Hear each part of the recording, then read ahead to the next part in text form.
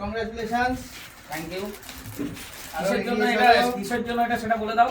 এটা হচ্ছে 2 million followers complete হলো, আর আগামী দিনে যেন রাজেশ দার কথা অনুযায়ী 200 মিলিয়ন কমপ্লিট হয়। একদম ওই জায়গা পর্যন্ত পৌঁছাতে পারবো না। না না, কেন 2 মিলিয়ন? তুমি দাঁড়াও, আমাদের একটা কোয়েশ্চেন আছে।